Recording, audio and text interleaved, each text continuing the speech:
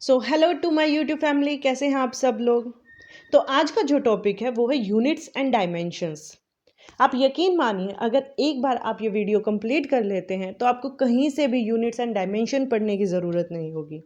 ये मेरे खुद के बनाए हुए नोट्स हैं और मैं यकीनन कह सकती हूँ कि ये बहुत ही हेल्पफुल होने वाले हैं आप सब लोगों के लिए।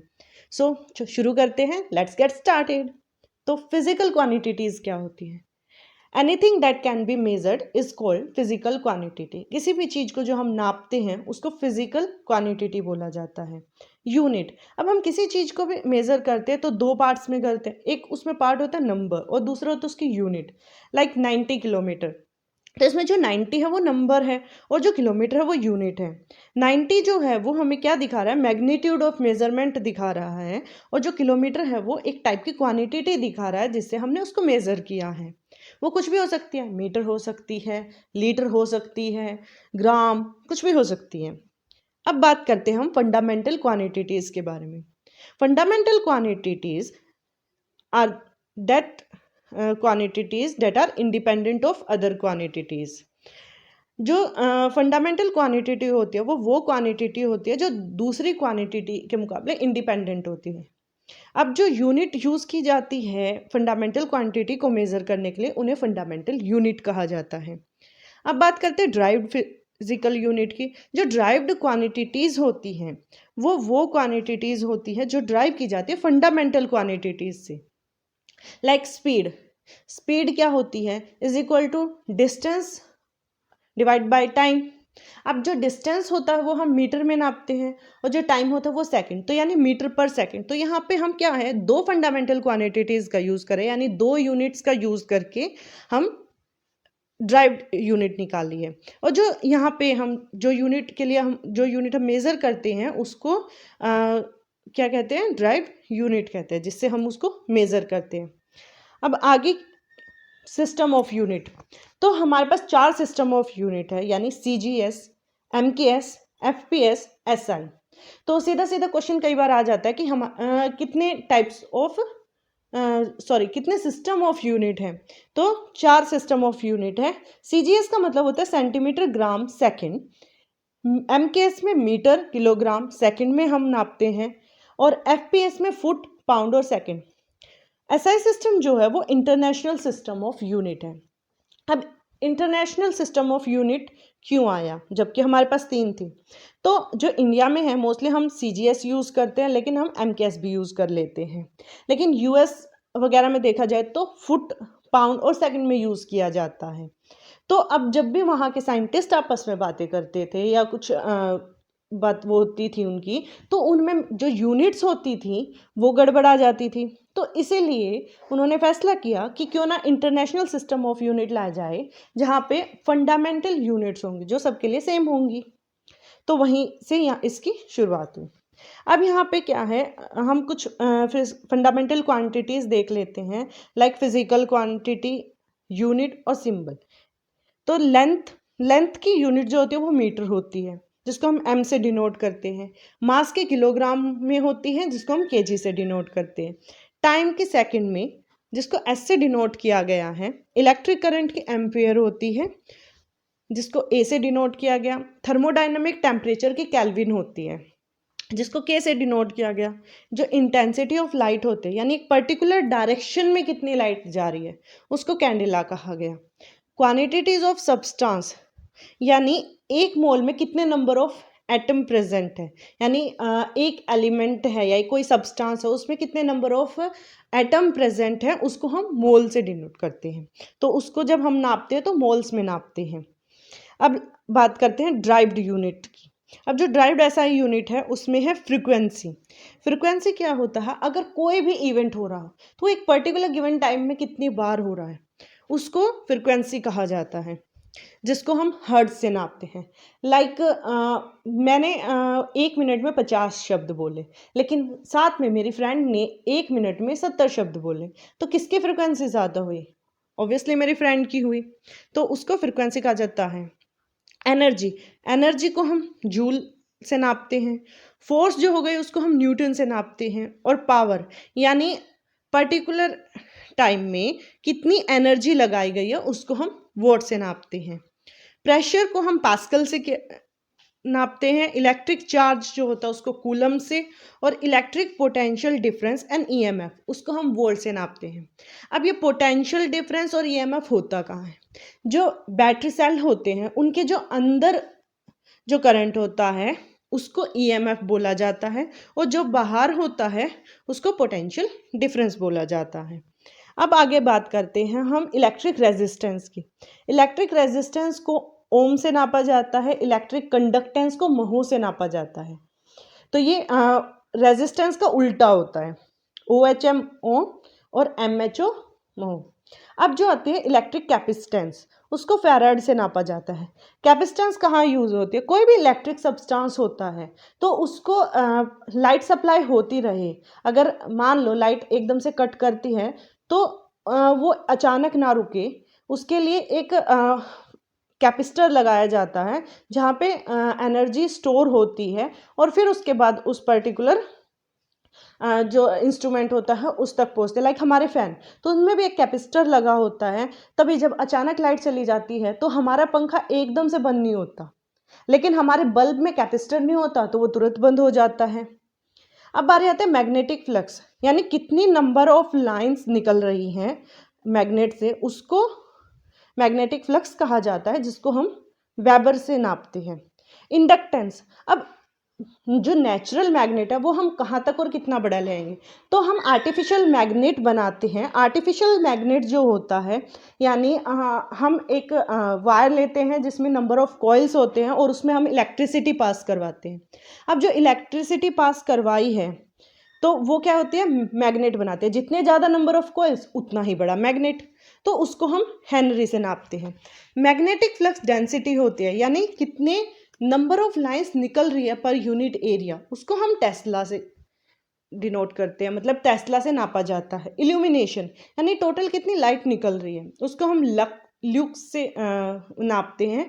जबकि जो ल्यूमिनस फ्लक्स होता है, यानी पर यूनिट एरिया में कितनी लाइट आ रही है, उसको हम ल्यूमिन से नापते हैं। अब हम आगे बात करते हैं कुछ इंपॉर्टेंट यूनिट्स की, लाइक इलेक्ट्रॉन वोल्ट, यानी इलेक्ट्रॉन जब हायर पोटेंशियल से लोअर पोटेंशियल में जाते हैं तो कितनी एनर्जी रिलीज होती है, तो उसको हम इलेक्ट्रॉन वोल्ट से नापते हैं। अब उसके बाद होती है जो अगली यूनिट है वो सेडवर्क। अब सेडवर्क जो होती है वो मतलब क्या होता है, जो सेडिमेंटेशन रेट होता है उसके लिए होती है, और जो ओम मीटर होता है वो रेजिस्टिविटी के लिए होती है। टोर प्रेशर के लिए होती है, और 1 torr is equal to 1 mm of mercury. Dioptre power of lens, जब हम जो हमारे चश्मे लगते हैं, अब चश्मों में हमारे नंबर होते हैं -2, 0, -4, जो भी ये नंबर होते हैं उनको हम डायप्टर से नापते हैं।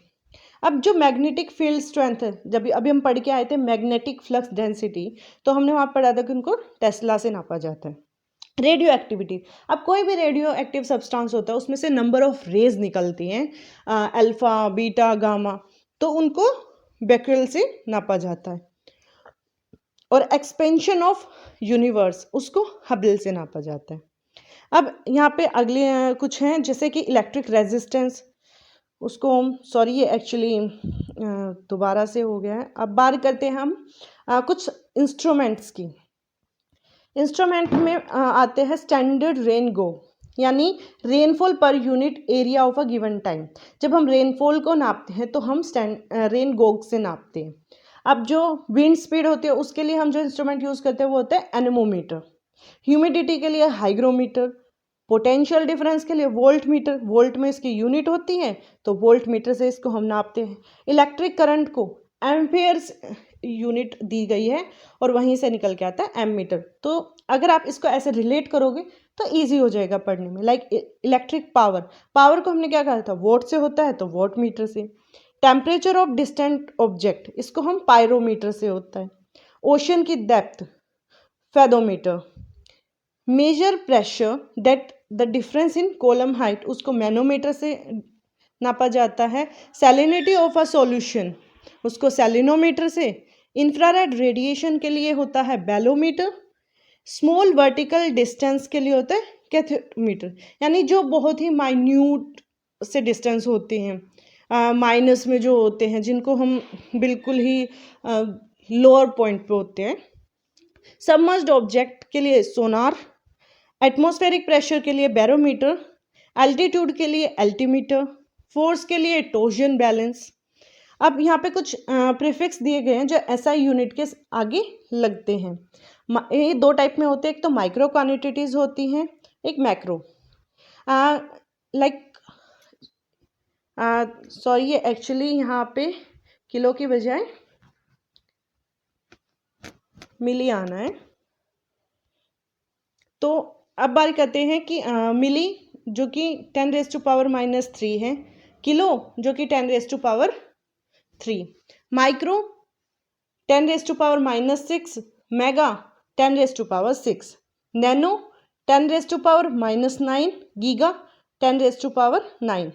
यहाँ पे पीको है जो 10⁻12 है, यहाँ पे टेरा है जो 10⁻12 है, यहाँ पे फेम्टो है जो 10⁻−15, यहाँ पे पेटा है जो 10⁻15, आटो 10⁻−18, एक्सा 10⁻18, जेप्टो 10⁻−21, जेटा 10⁻21, योक्टो 10⁻−24 और योटा 10⁻24। अब कुछ और भी ये प्रीफिक्स हैं लाइक यूनिट्स, जो ये यूनिट्स होती है लाइक एंगस्ट्रॉम, ये वो यूनिट ऑफ लेंथ होती है जो यूज़ की जाती है वेवलेंथ ऑफ लाइट को मेज़र करने के लिए, कि लाइट की कितनी वेवलेंथ है उसको मेज़र करने के लिए हम एंगस्ट्रॉम का यूज़ करते हैं। फर्मी जो होता है वो न्यूक्लियर डिस्टेंस को मेज़र करने के लिए यूज़ किया जाता है, जिसकी पावर होती है 10⁻⁻15। अब लाइट ईयर वो यूनिट ऑफ लेंथ होती है जिससे हम एस्ट्रोनॉमिकल डिस्टेंसेस को मेज़र करते हैं। ये एक डिस्टेंस होता है जो ट्रैवल किया जाता है बाय लाइट इन 1 ईयर, यानी एक साल में लाइट ने कितना ट्रैवल किया उस डिस्टेंस को लाइट ईयर कहा जाता है, जिसकी जो वैल्यू होती है वो होती है 9.4605 × 10⁻15 मीटर। पार्सेक जो होता है इसको नापा जाता है 3.26 लाइट ईयर्स होते हैं। 1 parsec is equal to 3.26 light years, जिसकी होती है 3.084 × 10⁻16 मीटर। बान ये एक यूनिट ऑफ एरिया होती है जिससे हम मेज़र करते हैं scattering cross section of collision को, and 1 bar is equal to 10⁻28 metre square. 1 nautical mile is equal to 1852 meter and 1 horsepower is equal to 746 watts। अब यहाँ पे एक स्मॉल उसमें मैंने लिखा है कि सेल्सियस को फ़ारेनहाइट में कैसे कन्वर्ट करते हैं।